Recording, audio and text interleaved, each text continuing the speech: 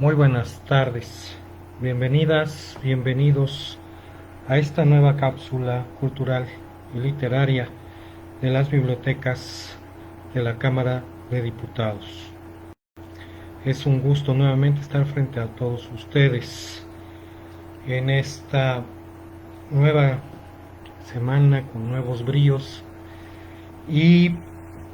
para esta ocasión hemos decidido platicar sobre una forma muy particular de ver la literatura en, en la letra,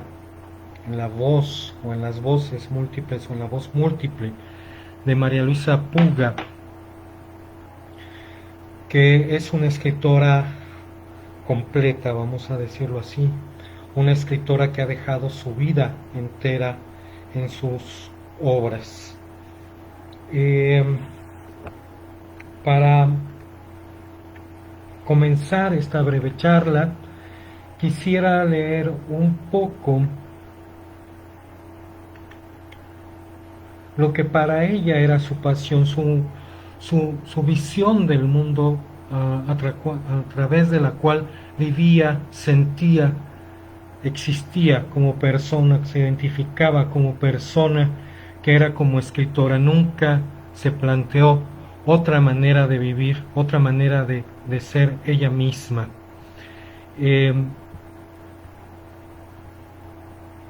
Esta mujer que vivió 60 años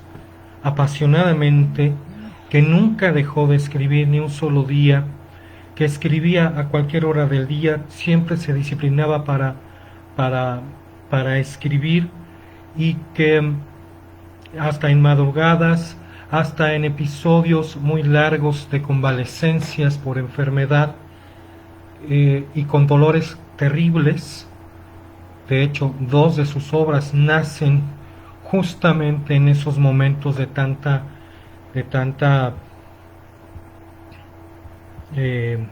angustia, de tanta pues de tanto sufrimiento, que para ella es una de las notas distintivas de su obra. María Luisa Puga, una escritora que nace el 3 de febrero de 1944 y fallece en diciembre,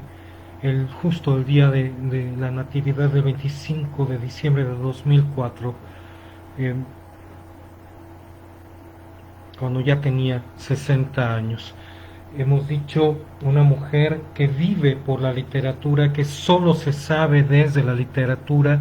y que la literatura misma, la escritura misma, es su razón de ser, es su manera de estar en el mundo, de expresarse como solamente se puede expresar un artista de la palabra a través de sus obras escritas, para saberse, para identificarse sobre todo.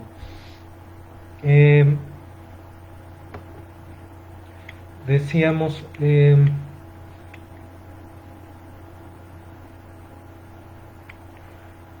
me voy a permitir leer un poco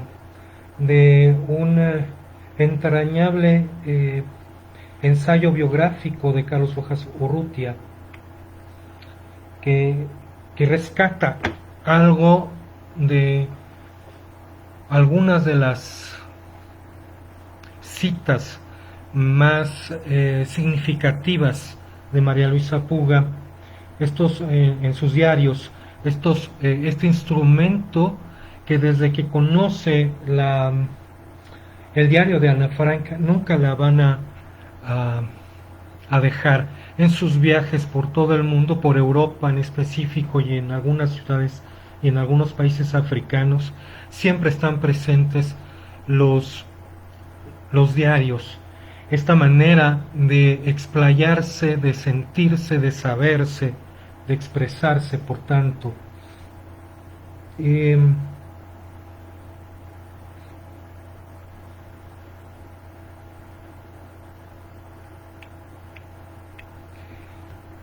bueno,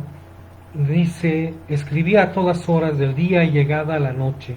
Poco antes de acostarme tecleo lo que escribiré en la madrugada para tener la escena más o menos fresca. Y según yo, me acuesto condicionando mi mente para que durante la noche y en el sueño piense la siguiente escena. No sé si suceda o no.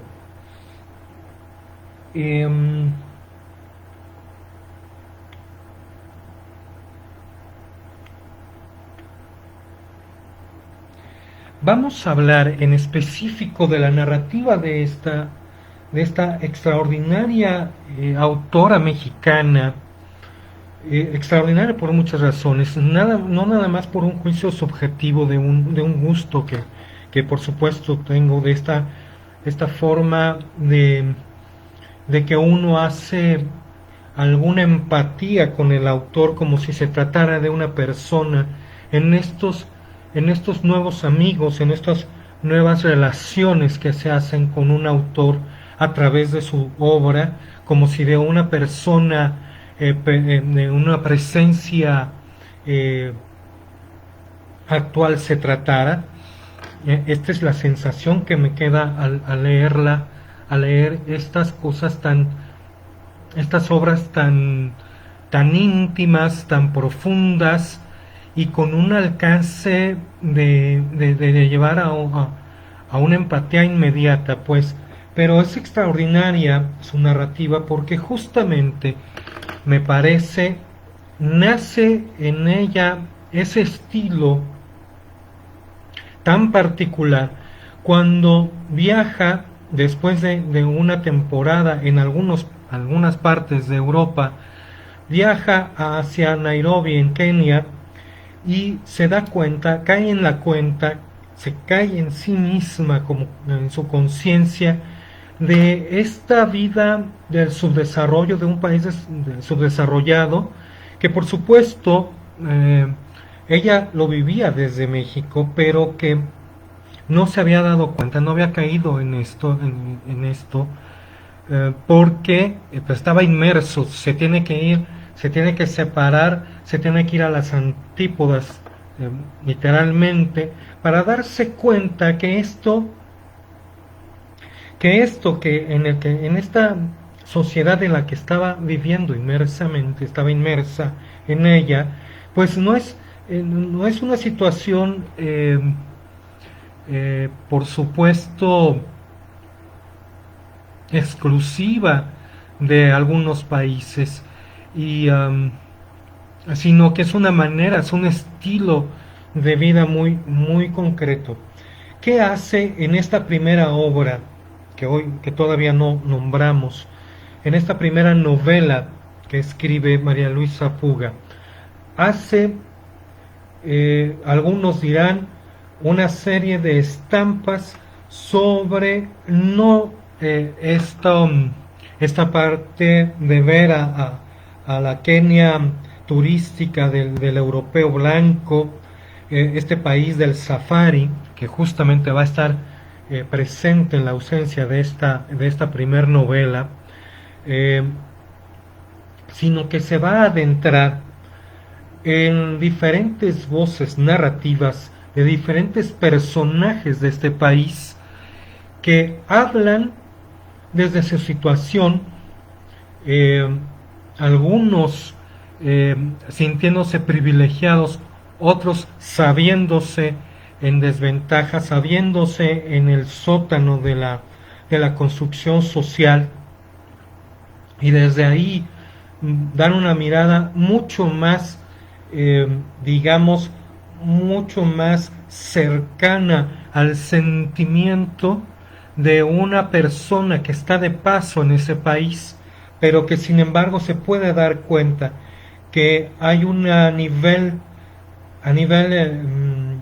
de cierta disparidad y cierta inconformidad social, cierta hasta alguna rencor contenido en todas las relaciones interpersonales de la gente que vive ahí, que es de la gente que es una parte oriunda y otra parte que no lo es. Sin embargo, hay una tensión constante y esto es lo que quiere reflejar de alguna manera en esta obra, Las posibilidades del odio, María Luisa Puga. Respecto a esta novela, nos cuentan: en abril de 1968, María Luisa Puga dejó la Ciudad de México y se trasladó a Europa. Allí transitó durante 10 años por distintos países. Tuvo problemas económicos y de relaciones personales, lo que la empujó hasta la capital de Kenia, Nairobi. Entonces, afirma Puga, pudo conocer el subdesarrollo de una forma distinta que en México, porque antes estaba tan inmersa que no lo podía ver. Escribió entonces Las posibilidades del odio, novela que narra las formas de vida y de identidad que se originan en el colonialismo desde la perspectiva de un joven blanco, heredero de ingleses, que vive en Nairobi. Esta es una de las posibilidades, una de las voces narrativas de esta novela. El relato expone de manera descarnada las injusticias y corrupción que acontecen a diario en el tercer mundo. En Nairobi, decía Puga, vi la realidad en que crecí de niña, la realidad del hambre, la injusticia, la corrupción y el lujo sin límites. Descubrí que en Nairobi yo era la corrupta, la impune, la poderosa. Por eso escribí mi primera novela. Sí, en el odio y en el rencor hay posibilidades creativas y no vengativas. Luego, con la novela escrita, Puga regresa a Oxford, donde se reencontró con un amigo que volvería a México a entregar un manuscrito a la editorial Siglo XXI. Puga le entregó el suyo propio con la consigna de llevarlo a la editorial. En 1978 se publicó Las posibilidades del odio y causó gran expectación entre los críticos literarios, que consideraron el tema un tanto exótico, pero sobre todo elogiaron el estilo de escritura fluida y precisa de María Luisa Puga, quien volvió a México con la convicción de convertirse en escritora y con la aspiración de tener la influencia en mis letras de Virginia Woolf y el aire deprimente de Elías Canetti. Bien, este estilo, esta necesidad de buscar, de estar presente activamente, no solamente pasivamente, como turista en un país extranjero, y esto de caer en la cuenta de su propia identidad, como si de mexicanas, como esta categoría abstracta se tratara, es lo que se refleja en esta novela, que volveremos más puntualmente en unos momentos más. Pero lo que quisiera resaltar es que este estilo ya no lo va a abandonar María Luisa Puga en toda su obra narrativa. Esta buscar diferentes voces, diferentes perspectivas hacia un hecho o hacia un lugar en específico, múltiples historias para un solo lugar, Nairobi, Kenia. Como en otras obras, va a plasmar justamente múltiples perspectivas de un acontecimiento, de un momento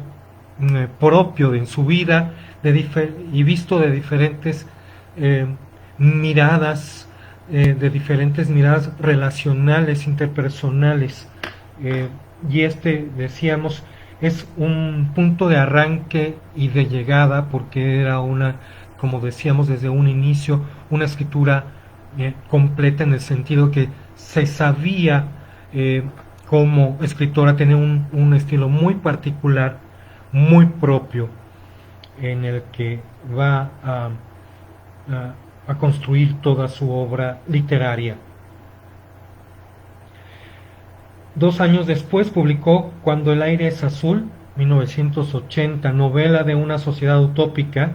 que habita un pueblo aislado donde el aire que se respira es de color azul. Los días son de 28 horas. La población utiliza las 4 horas extras para realizar sus actividades preferidas y la gente ha logrado desarrollarse en la coherencia social y económica.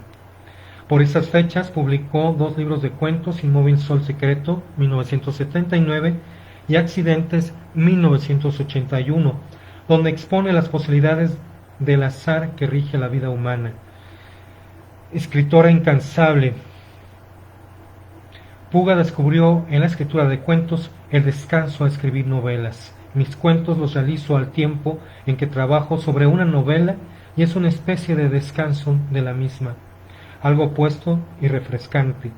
Dentro de la escritura de la novela siento la necesidad de echar algo fuera y lo hago por el cuento. Evidentemente, María Luisa Puga se siente más, más completa como escritora desde su novela, pero utiliza el cuento como lo acabamos de leer, como un descanso, como una forma de sacar cosas muy íntimas, pero a través de una narrativa más concreta, mucho más definida, como es el cuento. Puga encontró entonces una voz propia que consistía en hacer hablar a distintos personajes sujetos a sus circunstancias en una mezcla de autobiografía, ficción y reflexión. En su literatura hay una profunda preocupación social, sin embargo, siempre separó el trabajo de las letras de la militancia política. Cuando llega a México, se enlista en el Partido Comunista, compite por un puesto de representación popular, y bueno, también tiene sus propias convicciones políticas, por supuesto, pero no quiere dejarse llevar por la ideología de izquierdas, que es, sin embargo, desde donde son los lentes en los que, desde los cuales está interpretando, acercándose, enfrentando a su realidad.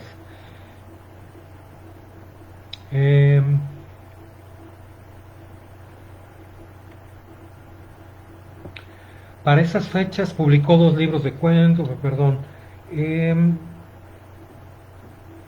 escribo por necesidades de compensación, por motivos muy subjetivos. Quiero que mi escritura sea responsabilidad únicamente de mi existencia y no de mis ideologías. Aunque una ideología política es creativa, son 2 necesidades que, en lo que se refiere a mí, nacen de distintos puntos de mi persona.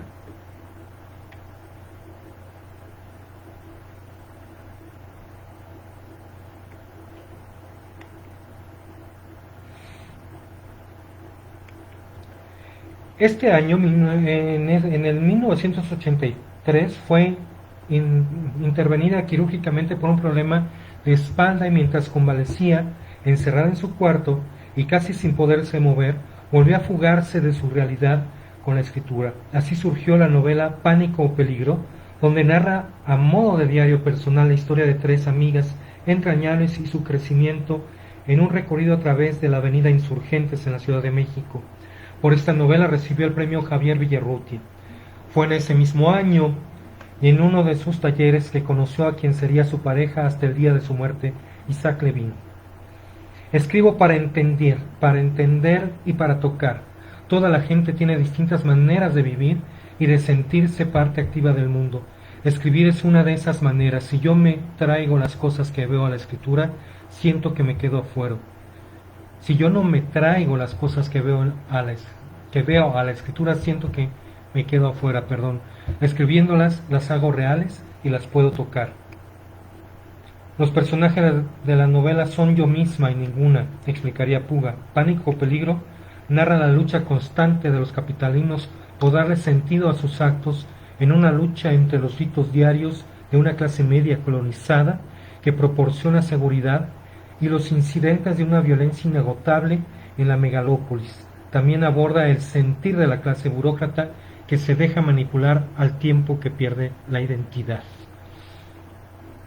Pánico o Peligro le valió a Puga el premio Javier Villarruti de ese año y le impulsó hacia el reconocimiento como una de las grandes escritoras de la literatura mexicana. Comenzó a impartir conferencias sobre la mujer en la literatura y el rol social de la mujer. Encabezó eventos literarios y en 1985 realizó, junto a Mónica Mansur, un recorrido por los poblados rurales del norte del país. Al volver a la ciudad, Puga estaba aterrada. No existe la literatura en las zonas rurales. No saben quién es Elena Poniatowska, ni José Agustín, no conocen a Rolfo. Entonces María Luisa Puga tomó partido y se dedicó a criticar en diversos foros la política cultural y la propuesta educativa de la nación. En fin, ella es, sin duda, una de las escritoras que toman la pluma como herramienta, pero también como un arma de concientización. Ese era quizá uno de los principales motivos de su escritura. Otro de los motivos de su escritura es narrar en tiempo actual, por decirlo de alguna manera, todo lo que le iba sucediendo, todo lo que le iba sucediendo y todo lo que ella, a partir de eso que le sucedía, que eran cosas muy fuertes, muchas veces eran sufrimientos muy fuertes que le venían a la mente cuando estaba transitando por la vida, por decirlo de alguna manera medio poética, pero sin embargo era así, cuando ella se enfrentaba no a esos lugares comunes, no a esos lugares del gran turismo, de lo ajeno, sino buscando esa parte más vital en cualquier lugar donde ella se parara. Eso le permitía construir una narrativa muy cercana, muy honesta y muy actual. En cuanto a esto de la actualidad, me estoy refiriendo expresamente a una narrativa que, sin embargo, es una crónica personal, como es la última obra, el último escrito publicado por ella, Diario del Dolor, en donde va a narrarnos en tiempo real, en tiempo actual, lo que va sintiendo en su convalecencia y cómo es esta relación íntima con el dolor, con producido por una enfermedad reumatoide, y que ya no la abandonaría, y que con los estudios posteriormente iba a darse cuenta que no solamente esa era una de las dolencias principales en su existencia, sino además descubren que tiene cáncer y a los pocos meses fallece en el año 2004. Pero ¿qué hace en el Diario del Dolor María Luisa Puga? Es con esta magnífica forma de entrelazar diferentes no solo posibilidades literarias, sino recursos literarios, recursos teóricos, recursos de interpretación literaria y teorías al respecto, como es toda esta corriente fenomenológica. De alguna manera inicia como un escrito fenomenológico del dolor, lo empieza a describir desde sus entrañas al dolor, lo hace un personaje separado de sí mismo, sin embargo es un personaje que está íntimamente en su relación vital en ese momento, es algo que le está habitando, pero lo logra hermanar, lo logra hacer una empatía muy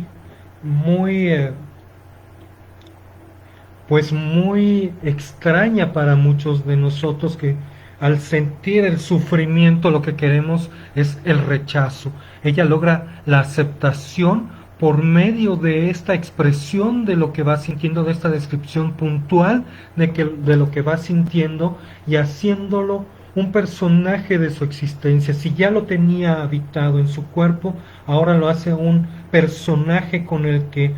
se llega hasta encariñar, porque siempre está presente, no simplemente en forma angustiosa, sino también como una forma de sentirse segura, de sentirse en el momento totalmente consciente. Era una herramienta para tenerla consciente, quizá un poco más que en cualquier otro momento de su propia existencia. Es una magnífica obra por esto, extraordinaria por esto, que hace de una de una dolencia tal cual, una forma de expresión, de expresarse, de saberse en el mundo, de expresar esa forma de estar en el mundo en ese momento acuciante, pero totalmente lúcido, como lo fue en ese tiempo en el que convivió cotidianamente, permanentemente, con esta vivencia de un dolor que formaba parte de ella, sabiéndose que ella no era el dolor, pero que de alguna manera podía estar en el mundo en ese momento a través de la dolencia que padecía, que aceptaba, que, que además tenía una relación aceptable, digamos, bastante amigable con eso que le estaba sucediendo. Pues de principio a fin tenemos una claridad de una búsqueda, por un lado, de una identidad que va más allá de nacionalidades, de géneros personales, me parece, y que busca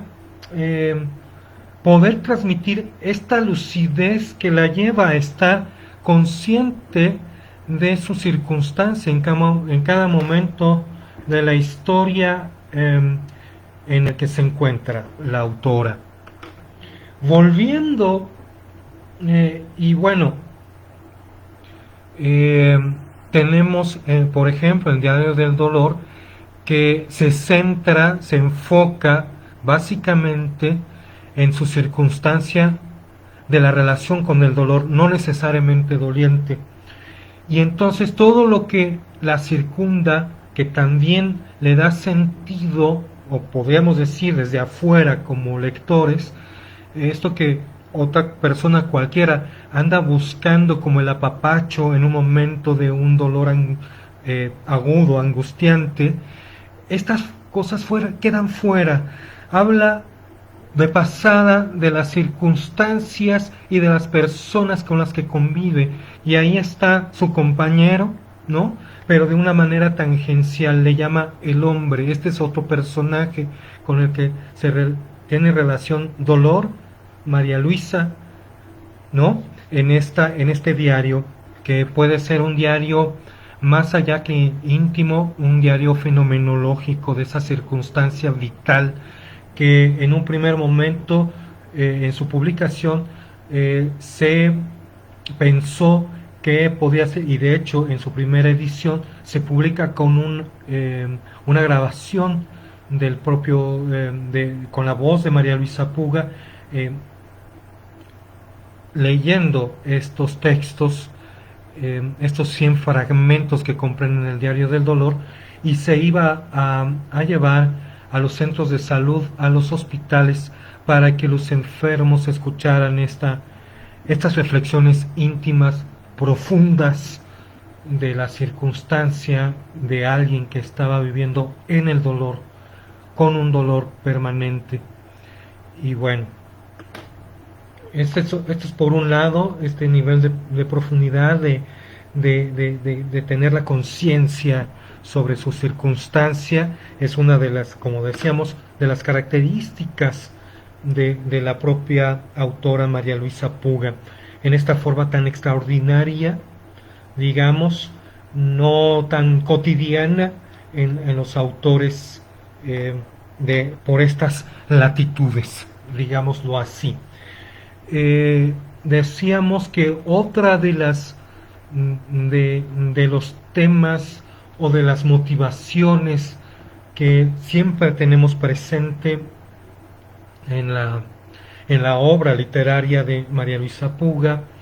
es la identidad cultural. Pero es cosa muy curiosa que cuando me parece, y esto es con toda humildad lo digo, no con la mirada o no con la pretensión de la mirada del crítico siquiera, sino del simple lector, donde logra perfectamente expresar toda esta reflexión sobre la identidad cultural, entendida como una búsqueda de definición o de un ensayo de definición de lo que podría ser en el carácter o lo característico de una nación o de una cultura o una cultura-nación, como le queramos decir. Lo encuentra en las antípodas de su propio origen cultural y de nacimiento. Lo encuentra en Kenia.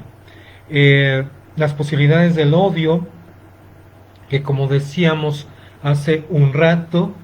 es una novela escrita a manera de seis estampas,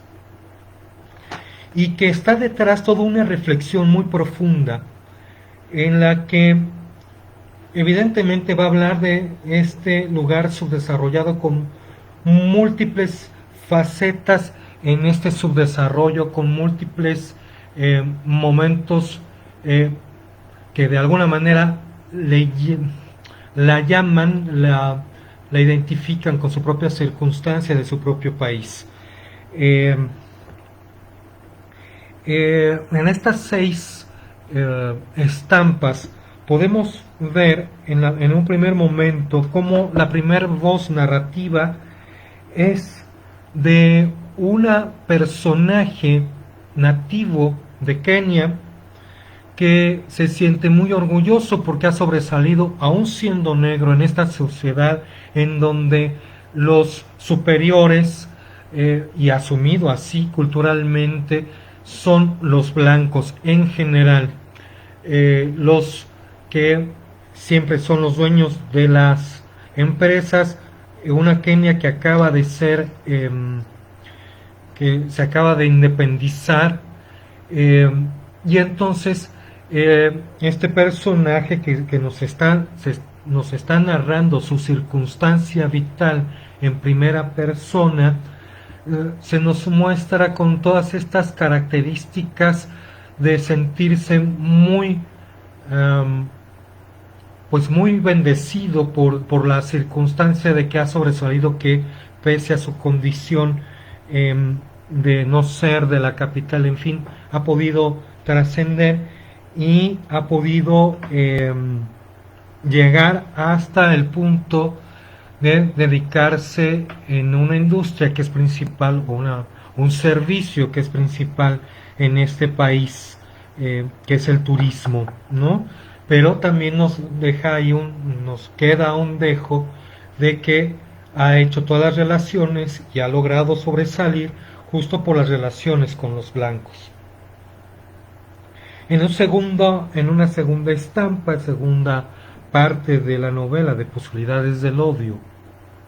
tenemos la narración de un personaje que en otras circunstancias no estaría tomado en cuenta en ninguna de las novelas de un país tan turístico, el país de los safaris por antonomasia en África. Es la mirada, la narración vital de un mendigo en Nairobi, una persona del campo que por circunstancias también de discriminación llega a la gran ciudad herido y enfrentando un proceso judicial, y termina en ese estado de la mendicidad una vez que se le amputa una pierna, y encuentra en esa forma de vida una manera, podríamos decir, hasta cómoda, en la que se siente seguro, a diferencia de su circunstancia donde vivía en un ambiente muy hostil en la provincia de Kenia. Sin embargo, siempre está presente este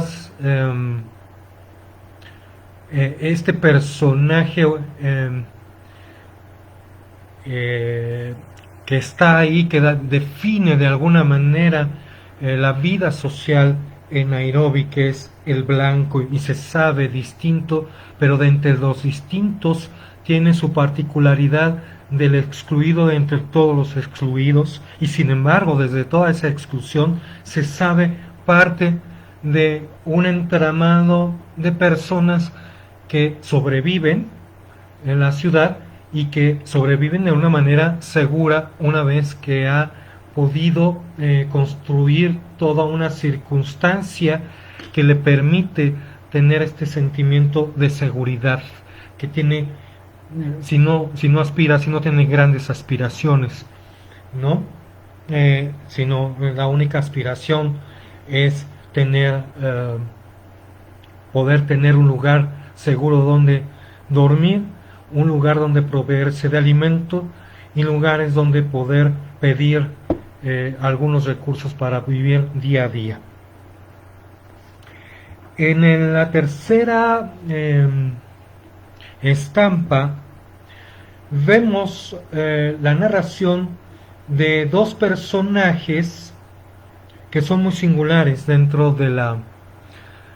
y también muy alejados de los, como están en algunas ocasiones acostumbrados a que los protagonistas sean gente prominente, en fin. Estos también son dos personajes que están, digamos, en las orillas de la sociedad. Por un lado tenemos a Jeremiah, un africano Luya, diferente a los kikuyus, y ahí nos introducen en toda esta mundo de castas del cual está formado Kenia, que va a Nairobi, viene de la provincia también, porque está en el hospital su tío con quien vive y tiene que buscar algún empleo para poder pagar el hospital. Pero tiene muy poco dinero y a los pocos días pierde todo el dinero, lleva 3 o 4 días sin comer y se encuentra con un blanco. Esto es muy singular porque la categoría blanco, la categoría social blanco para el africano keniano, desde las posibilidades de lodo, desde esta novela, se da como una masa informe sin distinción aparentemente. Es un blanco que evidentemente tiene dinero, es turista, se puede dar cuenta Jeremiah, y se pone ahí, se enfrenta a él, porque está buscando a alguien que le pueda ayudar, que le dé tantito dinero para comer, para seguir buscando trabajo. Esa es la circunstancia de este africano. Y cuando entablan conversación, ve que este blanco, que en un principio cree que es un americano, un norteamericano, alguien de Estados Unidos, se da cuenta que este blanco, este joven, es José Antonio, un mexicano que está en un viaje de turismo, que tiene recursos y entablan una cierta relación. Esa es la única persona con la que se siente confiado Jeremiah, y le pide el favor de que le preste dinero, y después entran a una discoteca, en fin, van a tener una relación, y se atreve este joven africano a pedirle a este extranjero turista mexicano dinero para el hospital. Así nace una relación en donde en algún punto los dos jóvenes se van por invitación de José Antonio a las playas de Kenia y viven en una vida muy ajena, como lo es del turista, haciéndose pasar Jeremiah como un negro norteamericano con el dinero de José Antonio. En fin, esta es otra circunstancia en donde se va a enfrentar también la circunstancia de un africano negro de provincias con la alta cultura de los turistas europeos y norteamericanos, y ahí subsiste también otra forma de resentimiento existencial o existencial, o para decirlo correctamente desde la postura heideggeriana. Tenemos en el cuarto en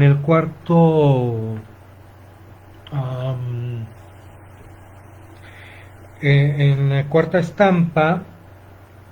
la voz narrativa de un oficinista que también, como en el primer caso, es una persona africana que se siente privilegiado porque es un oficinista y es alguien que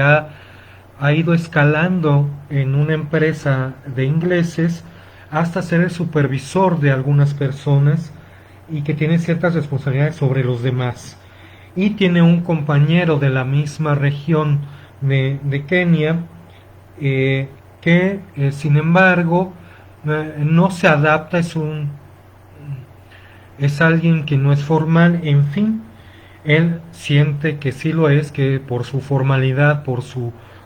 esfuerzo, por sus grandes méritos laborales, es que ha subido en la escala. En una ocasión tiene que hacer algunos encargos para sus jefes blancos, para sus jefes ingleses, entre otros ir al correo. Ahí se encuentra con Julius, con su amigo, y le empieza a increpar y a insultar frente a la gente de los correos. Se siente indignado, vuelve a la oficina, en fin. El desenlace es que el señor Mokido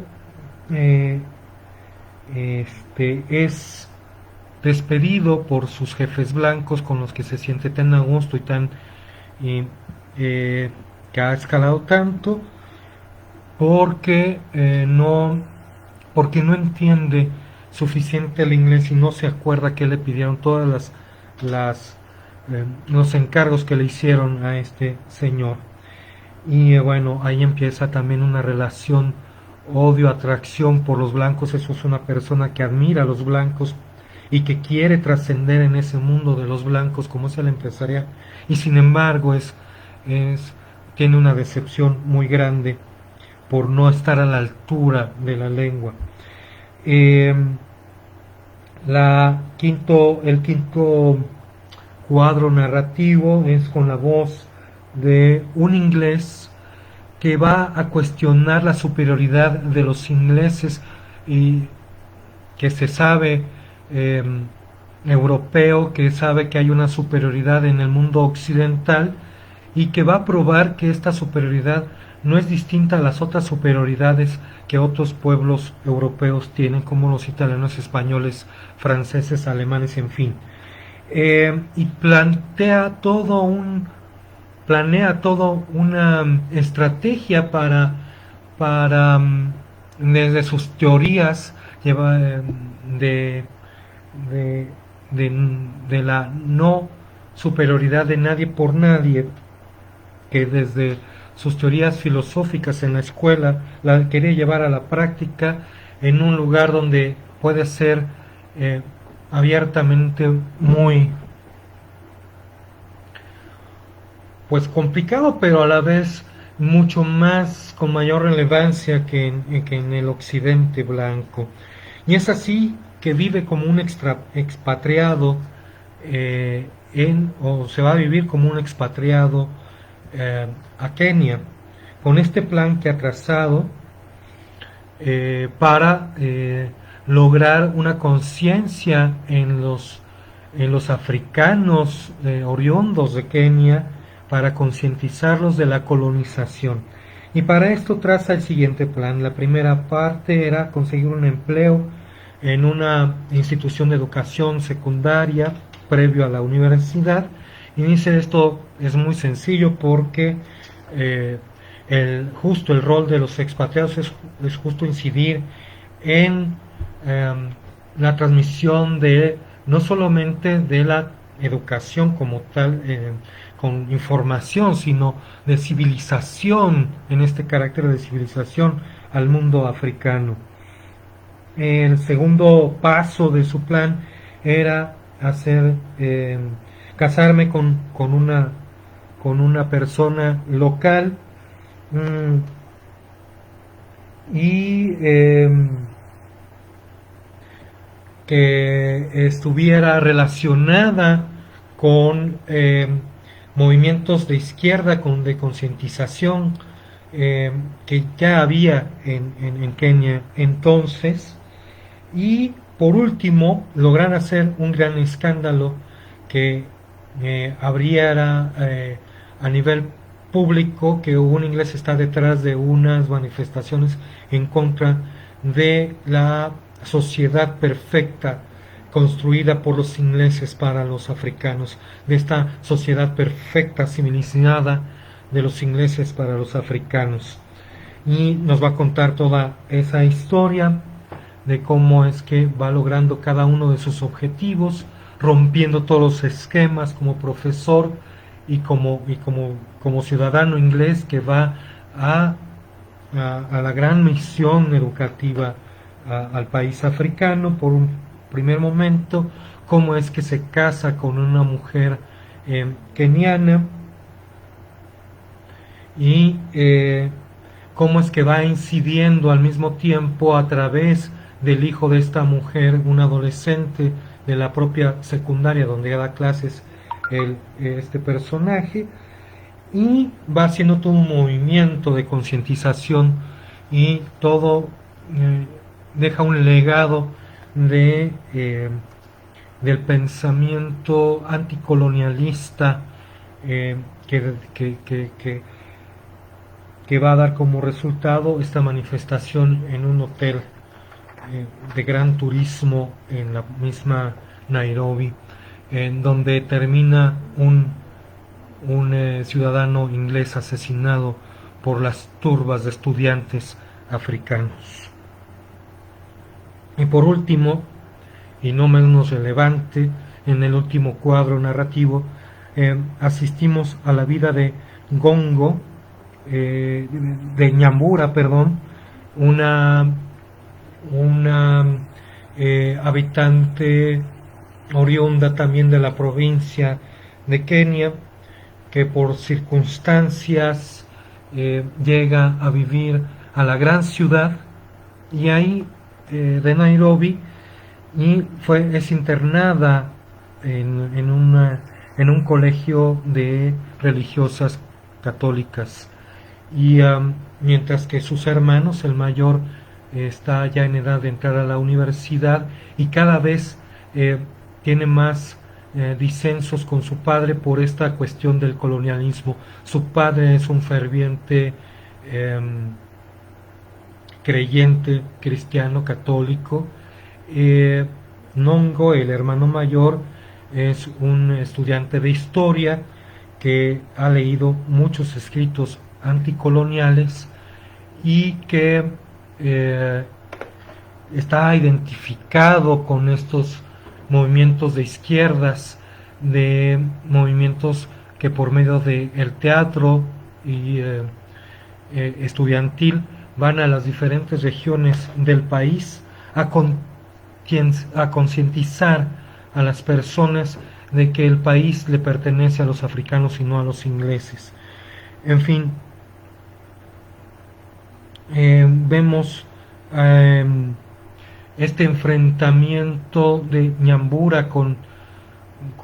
no sentirse ni perteneciente a su mundo anterior de la escuela católica, ni perteneciendo a ese mundo tan cristiano, tan severo, en donde se le pide humildad, en donde se le pide sometimiento de alguna manera. Y después, pero como que pasa sin conciencia, y esto es interpretado por las religiosas como soberbia, hasta que en sus únicas vacaciones, que está en el último año de la escuela, hablando con su hermano, le proporciona algunos libros que él tiene en su propia biblioteca estos libros de izquierdas de carácter anticolonial. Ella cae en la conciencia cuando vuelve a la cuando vuelve a la escuela, y bueno, ahí sí ya es una conciencia más de rebeldía, que deriva en que en la universidad va a estar, va a procurar estudiar historia, y va en los primeros años elegir con una beca ir a estudiar historia a Italia. En Italia conoce esta otra parte del mundo blanco en su propio estado existencial, vamos a decirlo. En Roma estudia Ñambura, y después se va a involucrar con un inglés, Christopher Matthews, y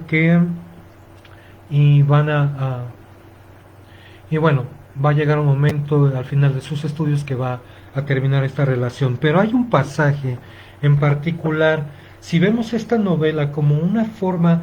de hacer un ensayo sobre la colonización y de esta conciencia de la colonización en las personas, en los habitantes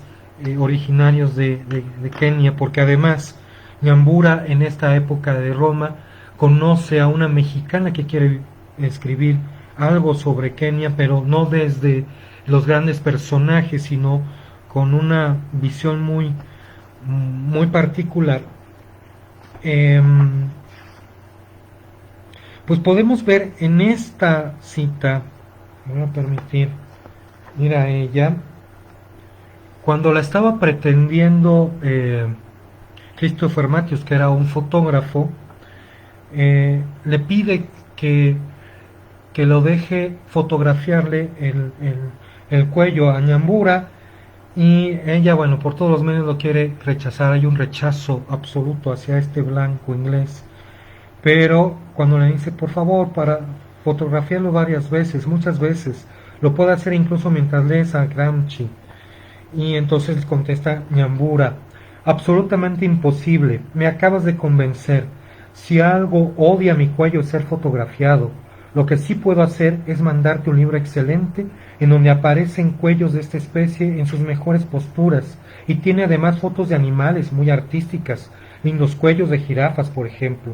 Es un libro afamadísimo, estoy segura de que te va a gustar. Pregúntale a cualquiera que haya ido a Kenia, no hay turista que no lo compre. Es uno de esos libros que los blancos hacen para los blancos, y con eso creen estar conociendo África.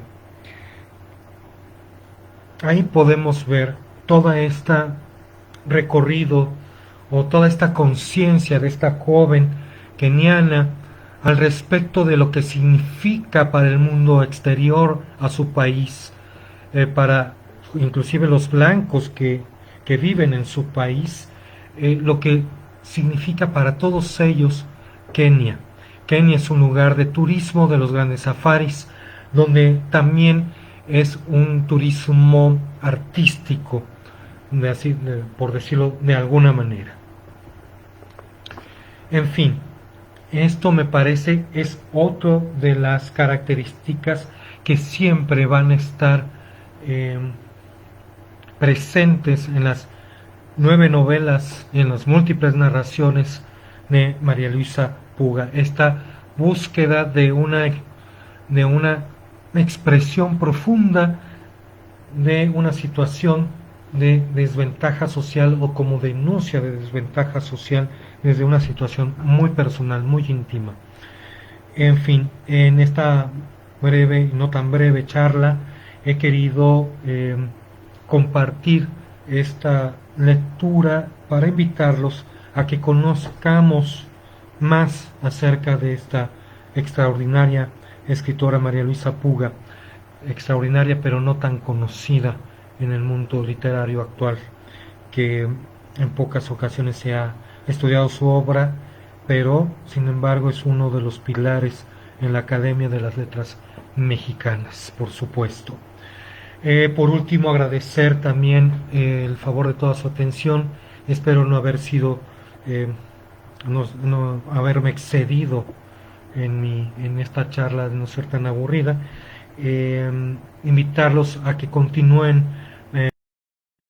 presentes. Hoy tenemos el inicio de un curso que ya está